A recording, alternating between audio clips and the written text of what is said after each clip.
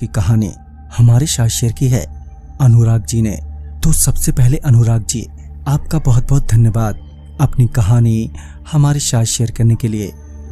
अनुराग जी बताते हैं कि हमारा पूरा परिवार गांव जाने वाला था। पापा ने ट्रेन की टिकट भी बुक करवा ली थी। ट्रेन वाले दिन हम लोग समय रहते ही न्यू दिल्ली रेलवे स्टेशन पहुंच गए। ट्रेन 8 बजे की थी और हम 7 बजे ही पहुंच गए थे।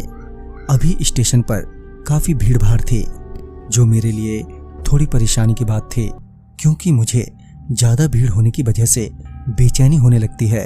फिर जब 1 घंटे के बाद ट्रेन आई तो ट्रेन में भी और ज्यादा भीड़ हो गई, जिससे मेरी प्रॉब्लम कम होने की जगह और भी बढ़ गई थी। खैर पापा ने कहा जब ट्रेन चलेगी तो भीड़ थोड़ी कम हो जाएगी, अभी ऊपर सीट पर जाकर लेट जाओ।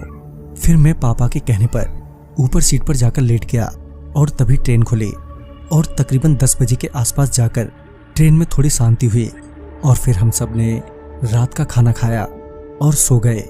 मगर मेरी नींद लगभग 2 बजे रात को अचानक ही खुल गई।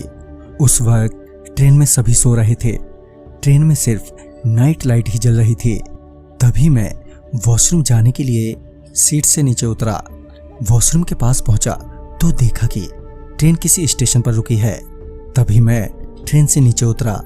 स्टेशन पर काफी अंधेरा था, मगर काफी लोग चल फिर रहे थे। बाहर हवा भी काफी अच्छी चल रही थी, तो मैं भी वहीं स्टेशन पर टहलने लगा। इसी बीच मेरी नजर एक लड़की पर पड़ी, जो मेरे को ही घूरे जा रही थी। पहले तो मैंने उसे इग्नोर कर दिया, मगर फिर वो मेरे पीछे पीछे आने लगी। मुझे लगा कि शायद वो मेरे से दोस्ती करना चाहती है, मगर मेरी हिम्मत नहीं हो पा रही थी कि मैं उसे टोकूं। फिर वही मुझे आवाज देते हुए बोली, सुनो जरा। मैं तुरंत ही रुका और उसकी ओर देखते हुए बोला, जी आप इसी ट्रेन से जा रही हैं क्या?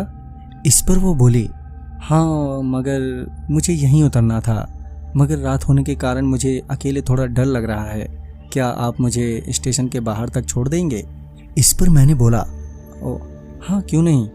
मगर मुझे भी उस स्टेशन पर थोड़ा डर लग रहा था, मगर वहां घूम रहे लोगों को देखकर मुझे लगा कि ट्रेन यहाँ देर तक रुकेगी। इतने में मैं इस लड़की को स्टेशन के बाहर छोड़कर वापस चला आऊंगा और क्या पता मेरी दोस्ती भी हो जाए इसी बहाने। हम दोनों स्टेशन से बाहर जा ही रहे थे कि उस लड़की ने मेरे कंधे पर अपना एक हाथ रख दिया। मुझे कुछ समझ नहीं आ रहा था कि मैं कैसे रिएक्ट करूं, मगर जब मैंने उसके चेहरे की ओर देखा तो मेरे पांव एकदम से कपकपाने लगे, क्योंकि उसका चेहरा खून से सना हुआ था। उसका एक हाथ आधा कटा हुआ था।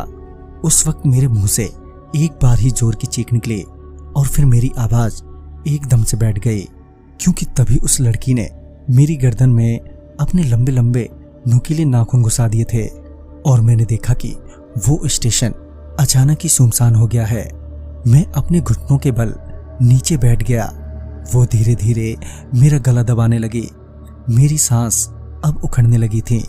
मेरे चेहरे पर पसीना ही पसीना था कि तभी मेरे पापा और उनके साथ कुछ लोग चिल्लाते हुए ट्रेन से बाहर आ गए। उनके चिल्लाते ही वो लड़की एकदम से हवा में गायब हो गई, मगर मैं काफी जख्मी हो चुका था। मेरी गर्दन से खून बह रहा था, जो कि बंद ही नहीं हो रहा था।